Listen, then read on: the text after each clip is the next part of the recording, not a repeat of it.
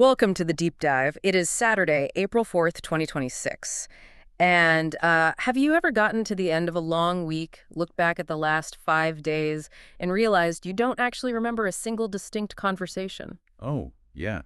That is incredibly common. Right. I mean, you were there physically, but your mind was constantly, 3 steps ahead. So if that sounds familiar, you are absolutely in the right place today. Because to the learner tuning in right now, we see you. We do. We know you are probably juggling like a dozen different things today. Maybe you're running errands or prepping for next week, or maybe you're just trying to find a spare moment to catch your breath in a world that literally never stops pinging you. It is so easy to just go through the motions, Yeah. to switch on autopilot and let the days blur together into one long, continuous to-do list. We're constantly absorbing all this data, trying to stay informed, and, well, the sheer volume of it all can just make us numb. Which is exactly why today's deep dive is designed to be the ultimate antidote to that specific brand of modern information overload. We are exploring a remarkable compilation of thought. It's a source piece titled The Architecture of a Life Well Lived, and it's labeled simply as Day 93. And what makes this material so compelling is the wildly diverse dinner party of minds it brings to the table. Yes, it's quite the lineup. We are looking at the management guru Peter Drucker sitting right next to the ancient Stoic philosopher Seneca, and they are sharing space with tennis legend Arthur Ashe and the extreme endurance athlete Wim Hof. It's a phenomenal synthesis of ideas, but I think the mission here is not just to throw a bunch of, inspirational out-of-context quotes your way. Definitely not. The goal is to decode the very specific, very urgent challenge running beneath all of these different voices. Like, how do we stop living a fake, automated existence? Yeah, how do we break out of that autopilot cycle and start building a life that actually holds weight in absolute authenticity? Okay, let's unpack this. Because to start building an authentic life, we first have to ruthlessly diagnose the fake one. Right. And our sources tackle this right out of the gate by looking at something so mundane, we usually just completely ignore it. The way we listen. This is where Brian H. McGill comes in. He points out that actually listening to another person is one of the sincerest forms of respect. But he's not talking about, like, polite social graces or having good manners at a dinner party, is he? Not at all. He's framing listening as a diagnostic tool for your entire life. Because, well, most of what we do isn't listening at all. It is performed listening. Performed listening. I love that phrase. It's so painfully accurate. It really is. We are highly trained in the mechanics of appearing engaged. We maintain the right amount of eye contact, We deploy the perfectly calibrated head nod. Making all the appropriate affirming sounds? Uh-huh. Wow, really? Exactly. But internally, our minds are miles away. We are basically buffering. We're rehearsing the incredibly smart point we want to make the second the other person takes a breath. Or we're mentally organizing our grocery list. We all know exactly what that feels like. I mean, both to do it and to be on the receiving end of it. It feels safe, it's sterile. But McGill is demanding something far heavier here. He really is. He suggests that true listening requires a genuine willingness to let what another person says actually land. To let their words alter your perspective, even if it's just a tiny bit, which means you have to drop your armor. And dropping that armor is a terrifying prospect for a lot of people. It requires a vulnerability that most of us are simply not conditioned to offer on a daily basis. Right. If we cannot fully receive another person, if we are constantly performing our engagement rather than actually engaging, well, it's the ultimate proof that we are not fully present in our own lives. We are caught in what the spiritual teacher Anthony DeMello brilliantly calls the paper life. The paper life. I cannot stop thinking about the parable DeMello uses to explain this, the story of dreams. Oh, that's a powerful one. It's so good. There's this student who is completely enraptured by what he thinks is the profound beauty of the world. He's looking at the trees, the flowers, the moon, the stars, and just waxing poetic about them. And the master just ruthlessly but very gently shatters the illusion. Yeah, he tells the student, you aren't seeing real trees or real stars. You are seeing paper trees and paper stars, because the student is living his entire life behind the thick glass of his own preconceived concepts. He isn't touching reality. He is only interacting with his comfortable prepackaged conclusions about reality. Which inevitably leads to what DeMello warns is a paper death. Yes. You go through your entire allotted time on this earth just performing the gestures of living without ever actually undergoing the messy, unpredictable experience of it. You substitute the appearance of listening for the act of it. You substitute talking loudly about your values for actually having to live them when things get difficult. It actually makes me think of an analogy. Well, let's hear it. It's like going to an incredible, once-in-a-lifetime live concert, but spending the entire 2 hours recording it on your phone. Oh, that is so true. You know, you're holding up the screen, making sure the framing is right, checking the focus, you capture the data, the video is safely stored on your camera roll, but you completely miss the actual experience. You didn't feel the bass vibrating in your chest. Exactly. You didn't feel the energy of the crowd. You have the receipt of the event, but you never actually attended the event. The screen of the phone is the perfect modern equivalent to the screen of our own assumptions. We put a lens between ourselves and the world so we can control how we process it. But I have to pause and push back on this. On behalf of our listener right now, let's be incredibly real for a second. The learner tuning in today has a career, they have family obligations, they have an inbox that never stops refilling, and a phone that is constantly demanding their attention. It's a lot to manage. It's a ton. So isn't it just completely exhausting to be 100% present, profoundly listening, and totally vulnerable all the time?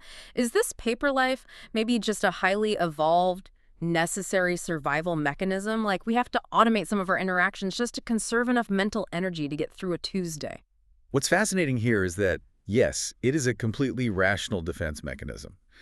Conserving mental energy in an overstimulated world is how we cope. Right. But the warning from these thinkers isn't that you shouldn't have boundaries. The warning is that when this coping mechanism becomes your default state of being, it becomes toxic. It takes over. Exactly. Yeah. The gap between appearing to live and actually living is lethal to our growth.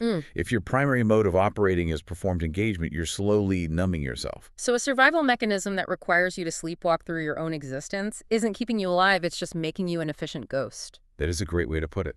An efficient ghost. Which brings us to the most practical question. If the paper life, this sleepwalking, phone recording, performing existence, is the disease, what is the actual cure? And what I love about these sources is that they don't prescribe some massive, mystical, spiritual awakening on a remote mountaintop. No, the cure is found in the dirt.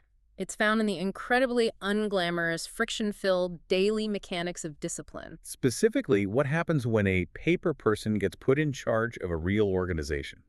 That is where the fallout of the paper life happens at scale. Yes, and that's where Peter Drucker's insights come into play. Drucker, being one of the foundational thinkers in modern management, sets an almost ruthless standard for what it means to step out of the paper life in a professional setting. He famously stated that the purpose of an organization is to enable common men to do uncommon things. But the only way that happens is if morality and integrity are actively practiced, not just preached in a quarterly meeting. That hits so hard because we all know the corporate cliche.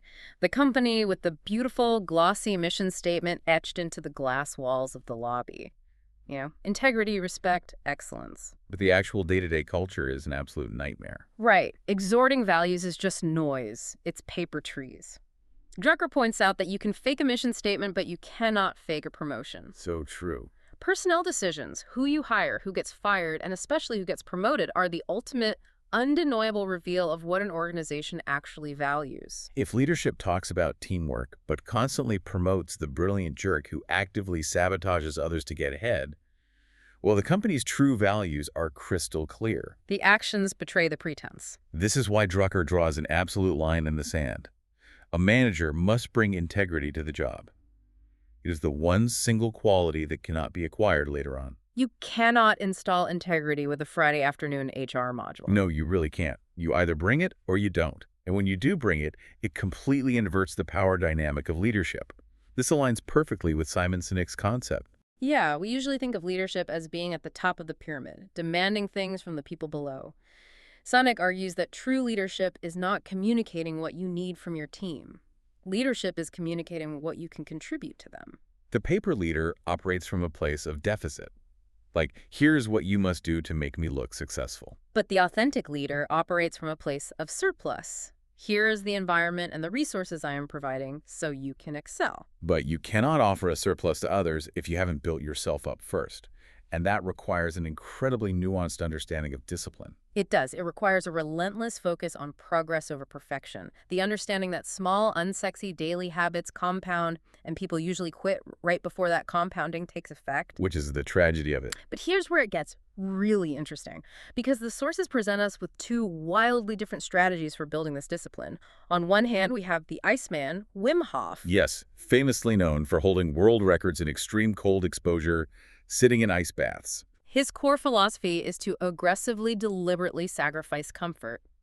He argues that putting the body in deeply uncomfortable situations strengthens the mind, and those brutal sacrifices will eventually be rewarded. He is advocating for manufactured adversity, creating your own friction to build an internal fortress. Right. But then, sitting right next to him in this discussion, we have the Stoic philosopher Seneca. And Seneca is talking about the absolute necessity of moderation and calm. He asks this brilliant, deeply practical question. Would anyone think it normal to return a kick to a mule or a bite to a dog? Which is such a funny image, but his point is that anger and retaliation often outlast the original hurt. True discipline is having the moderation and the restraint to not compound an injury by lashing out. And add to that the anonymous quote from the text that the best bridge between despair and hope is a good night's sleep. Which just leaves me scratching my head, honestly. How do we reconcile Wim Hof telling us to aggressively seek out freezing cold, painful discomfort with Seneca basically telling us to chill out, not kick mules, and get a solid 8 hours of sleep? Aren't these two entirely contradictory blueprints for life? It looks like that, doesn't it? Yeah. But what's fascinating here is that on the surface, they absolutely look like contradictions. Yeah. One says push to the extreme, the other says hold the calm center. But when you unpack the actual mechanics of how the human brain and body work, they are two sides of the exact same coin. Really? How so? Well, moderation, the good night's sleep, the refusal to lash out in anger when someone wrongs you, that is the long game. That is the sustainable architecture of a life well lived. But how do you actually acquire the ability to be calm when you're under attack? I guess you have to train for it. Exactly. Chosen discomfort, like Wim Hof's ice baths, is the specific tool that builds the neurological endurance for that long game. Oh, I see. When you step into freezing water, your body has a physical panic response. Your heart rate spikes, your breathing gets shallow, your brain is just screaming at you to escape.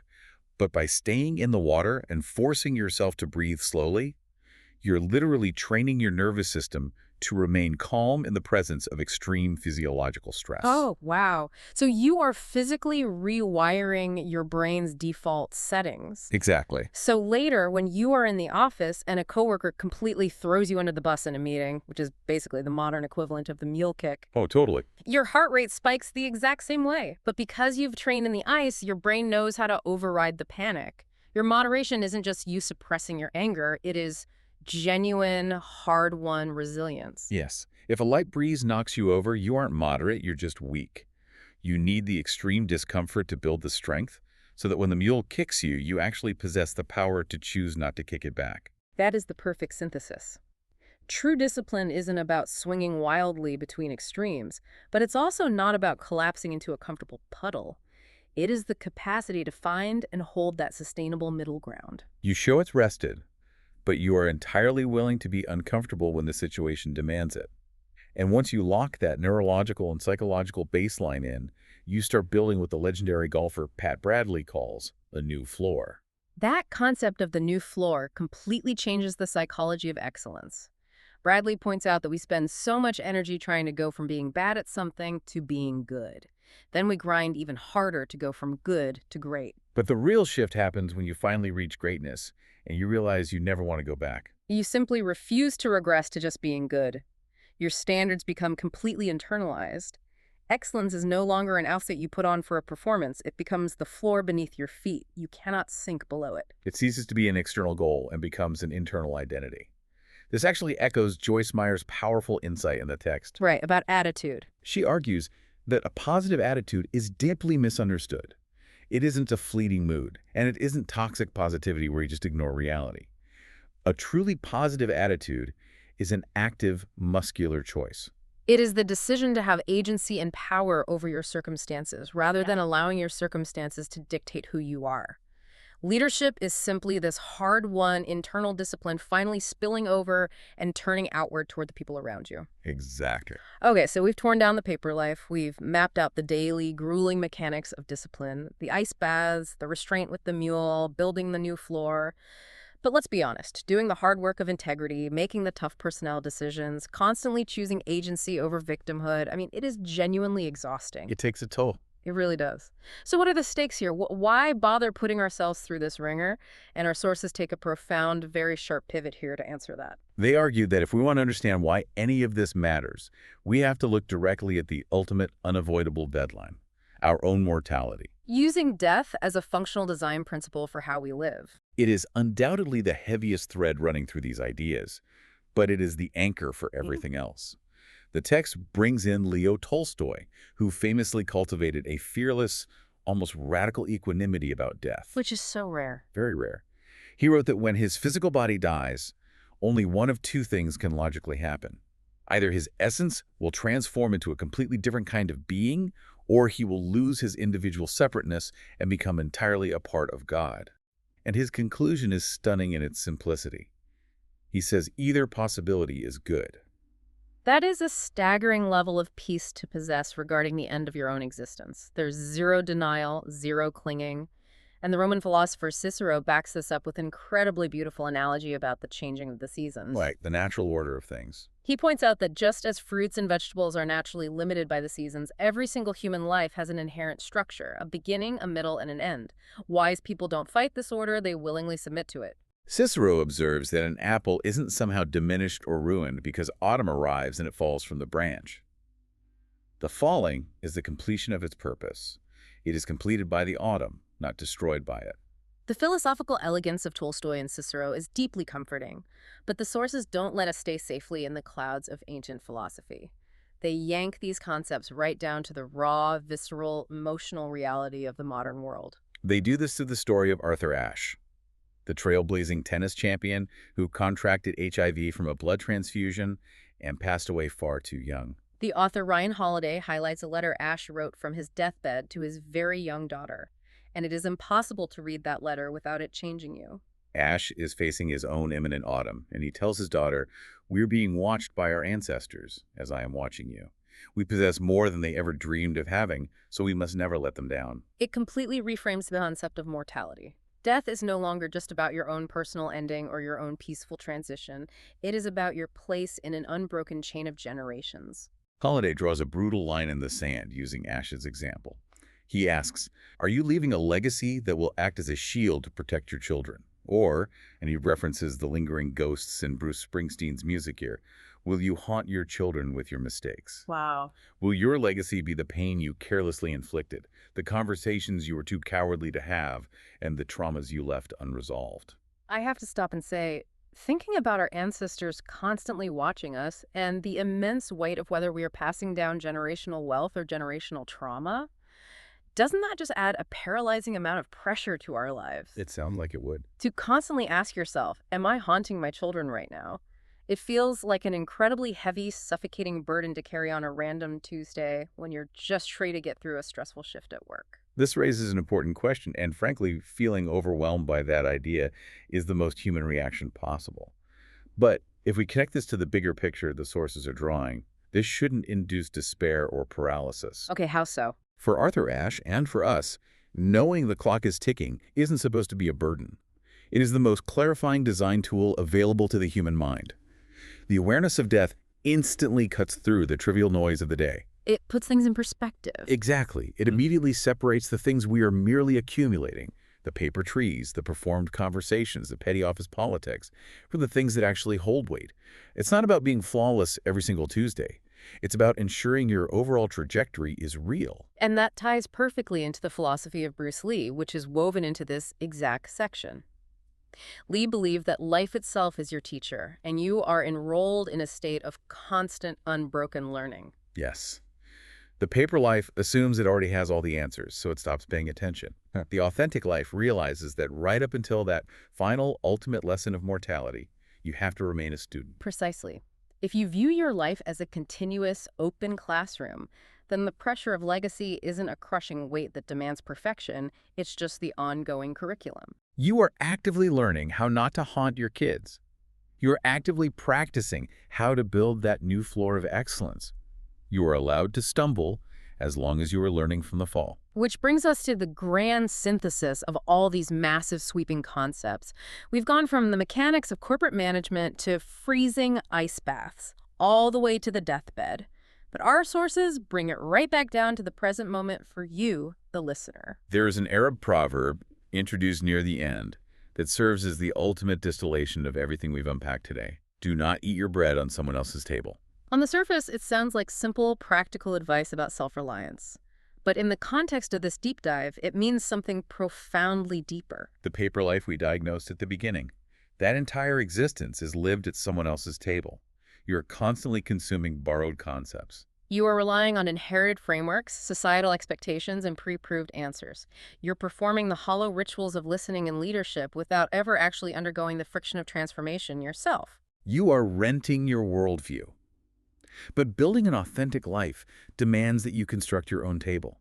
And the text is careful to clarify that building your own table doesn't mean isolating yourself in some arrogant, hyper-individualistic bubble. No, it means taking total, genuine responsibility for the integrity you practice, for the legacy you pass on, and for the people you lead. Aristotle warned that educating the mind without educating the heart is no education at all. A table built only with intellectual knowledge is flimsy. You have to build a structure that supports both the mind and the heart. And the most urgent question is, how do we start building that table right now, today? The sources bring us full circle, right back to where we started with Brian H. McGill. The most authentic, powerful thing you can do today isn't to draft a 50-year legacy plan. It is to seize the day, carpe diem, in the most micro way possible. It is found in the quality of attention you bring to the very next person you speak with. Actually dropping the armor, actually letting their words land and alter you. So we have covered a massive amount of ground today, and I want to speak directly to you, the learner, for a second. We know you tune into this show because you are curious, you love to learn, and you love to gather new mental models. But the specific challenge of this deep dive is to not just hoard this as another interesting piece of trivia, to sound smart at a party. Use it as a mirror. Evaluate exactly which side of the paper life gap you are standing on today. Are you nodding along to my voice right now, mentally rehearsing your next task?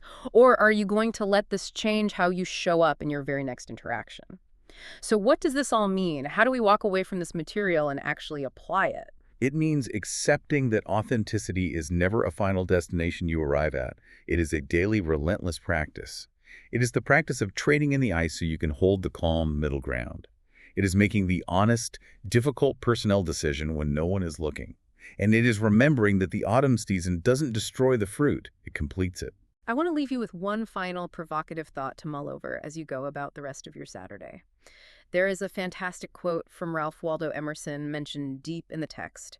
Win as if you were used to it, lose as if you enjoyed it for a change. If life truly is a constant, unending state of learning, as Bruce Lee suggested, then perhaps the ultimate test of our authenticity isn't how gracefully we handle our shiny successes and promotions. It's about the losses. Exactly. Maybe the real undeniable test is whether we can look at our daily losses, our failures, the moments we cowardly resort to the paper life, and authentically embrace them. To see those embarrassing losses not as a reason to quit, but as the exact instruction we needed, the exact raw materials required to finally start building our own table. Don't just record the concert on your phone today. Put the screen away, feel the bass in your chest, let the music actually change you.